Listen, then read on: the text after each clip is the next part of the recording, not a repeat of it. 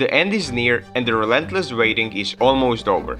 In just the past few days, Silksong fans have been eating good. We got Silksong news on Twitter, an official tweet from Team Cherry, a scheduled video on their YouTube channel, presumably a new trailer, and most importantly, brand new footage shown during the Gamescom opening night livestream.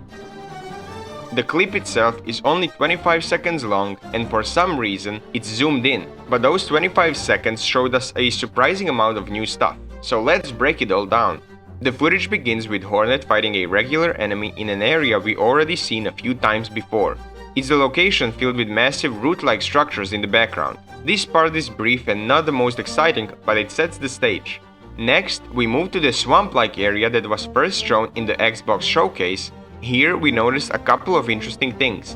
Most of the tools shown are the ones we already seen, but for the first time we actually see the buzzsaw tool equipped in Hornet's inventory HUD. We've seen Hornet use it before in the first trailer, but we never saw it explicitly equipped. We also get to see her double jump ability, which we previously saw in the spreadsheet, but there's not much to talk about it since it's basically just the Monarch wings. But unlike the Monarch wings, these ones don't give you as much height. Here we also get a look at a new enemy, that being this giant bug creature that is either covered in moss or green fur with multiple pairs of wings on its back and a lack of eyes. Its movement, or lack thereof, suggests it's a sentry type enemy, meaning that it doesn't move and it will stand in one place attacking you from that one point. The main way this creature attacks is with a charge, followed up by a barrage of green goo projectiles in the direction it's facing. We don't know if it has more attacks, but for now we only saw this one. At the end of this clip, we also get to see something familiar from Hollow Knight. While bench signs were pretty common in Hollow Nest, it looks like they'll be much more rare in Farloom, seeing as we didn't really see a lot of them throughout the years. In the next clip, we see a room already familiar to us as it was shown in the second trailer. This time though, there are some new details. We're introduced to this new plump grounded enemy and a smaller flying version of it, though the smaller one has been seen before. Hornet uses her Silk Dash here to strike all three enemies at once. Until now, this ability has mostly been showcased as a platforming option, so it's nice to see it in action as a combat tool. But the most interesting part here isn't the combat, it's the background. We see this enemy that strongly resembles the members of the Scholarly Suite. We see him walking around in the background, which we did not see previously in this room, as he was stood still before, presumably due to the length of the clip. We also get one more clip of this room, where we finally get to see Hornet use this mysterious lava stone-like item that has been seen in her HUD multiple times before throughout multiple trailers. Its use begins with a charging animation. Sparks fly out as Hornet prepares the item, and then it detonates with a fiery explosion around her. The use of this item also consumes a large portion of item's durability. After the explosion, Hornet glows with a fiery aura around her, and when she strikes an enemy, a blast of fiery particles fly out from the target, damaging any enemy that is behind them. This item also changes the color of Hornet's attack animation from white to orange, presumably boosting her nail damage. Now for a bit of speculation, I also think that this item will boost damage significantly more against plant-like enemies, or the poisonous ones like the enemy that we saw in the previous clip. And now for the final two clips, arguably the most exciting part, we were shown a brand new boss fight that, much like the Mantis Lords, features multiple enemies at once. The design of these enemies clearly show us that they are of mechanical origin, probably robots with gears and screws flying out from them when Hornet strikes them. What stands out the most though in their design is this crown-like object on their heads.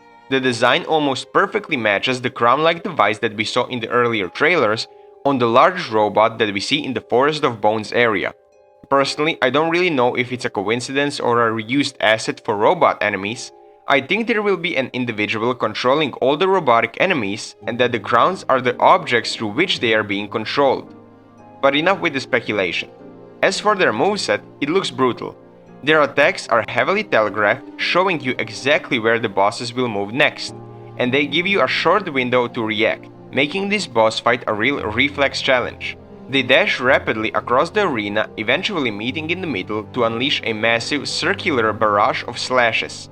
The animation when they meet in the middle makes it look like they're either embracing each other in a hug or performing some kind of an elaborate dance. And as for the area in which this boss fight takes place, they are clearly in the clock tower. And with this clip, the theory that this area is a giant music box is kinda debunked, since in the background we see a giant pendulum, which is a big swinging thing in the middle of clocks, swinging from side to side. We also get an indication that it's the clock tower from the gears that we see in the background, with a clear mechanical theme of this area. And now that we went through all the footage and all the clips, I want to say something. I'm so annoyed that they zoomed in on all the clips. I don't know why they did this, I don't know if it was a mistake, or if they did it on purpose, but the clips themselves just look worse. It feels less professional. And to us, like Silksong fans, it's just less information about the game. Since I really want to see the crests, I really want to see the health bar, because we know there are different versions of Hornet's masks, but I guess I'll just have to wait until Team Cherry releases their footage in 24 hours from this point from when I'm recording. And that's everything we got from this short yet revealing Gamescom showcase. But the excitement doesn't end here. We're still expecting even more news, possibly a new playable demo at Gamescom, because up until now all the footage that we saw of people playing Silksong at this year's Gamescom, it was all footage of the old demo. So we can still hope that there will be something new, and we still have that mysterious upcoming video scheduled on Team Cherry's YouTube channel, that is very likely to be a new trailer, or that's just my opinion because some sources say that the video length is 1 minute and 53 seconds, which is very close to the length of their first Silksong trailer and the length of Hollow Knight release trailer. I really can't wait to see what they have in store for us, and even if let's say they don't show us a new trailer, if it's just a video of them saying that Silksong is coming out soon or possibly a release date, I will still be satisfied, since most of us believers still believe that Silksong will come out before ACMI. Either way, with all these news we are getting, it's pretty obvious that the game is nearing its release. But for now, that's all the information we have. If you enjoyed this video, consider leaving a like and subscribing. And if you saw any mistakes in the video, consider leaving a comment. It really helps out more than you know. And keep an eye out for new videos, since I will be covering anything significant that comes out from this point on. But for now, thanks for watching and I'll see you all next time.